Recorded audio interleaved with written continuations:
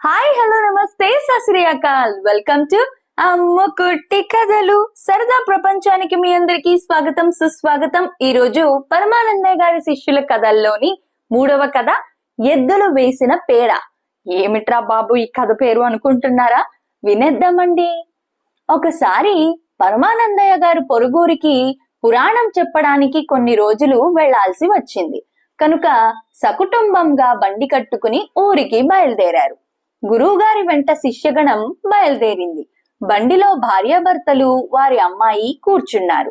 వాడుకునే సామాను కొంత బండిలోనూ మరికొంత బండి క్రింద తొట్టెలోనూ ఉంది. శిష్యులు బండి వెనకన నడుస్తున్నారు. మధ్యాహ్న సమయంలో గురువుగారికి దాహం వేసి మరచెంబు కోసం చూశారు. అది కనిపించలేదు. భార్యని అడిగారు.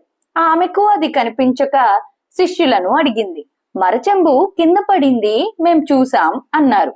శిష్యులు, మరి ఇంకేం ఇటు ఇవ్వండి అందామె. మీరు తీయాలని చెప్పలేదు, చెప్పకపోతే ఏ పని చేయవద్దన్నారు గురువుగారు, అందుకే తీయలేదు అన్నారు వాళ్ళు.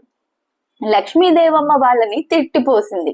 పరమానందయ్య గారు చిరాకు పడుతూ, అఘోరించలేకపోయారు, ఇక మీద ఏది కింద పడినా బండిలో వెయ్యండి అన్నారు నిద్రకు ఉపక్రమిస్తూ. కాసేపటికి ఎద్దులు పేడ వేయసాగాయి. శిష్యులు చూసి అందరూ తమలో తాము సైగలు చేసుకుని పేడను తీసి బండిలో వేశారు.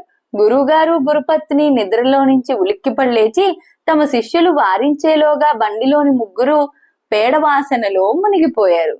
అదండి ఈ రోజు మన ఎద్దులు వేసిన పేడ కదా. విన్నారు కదా?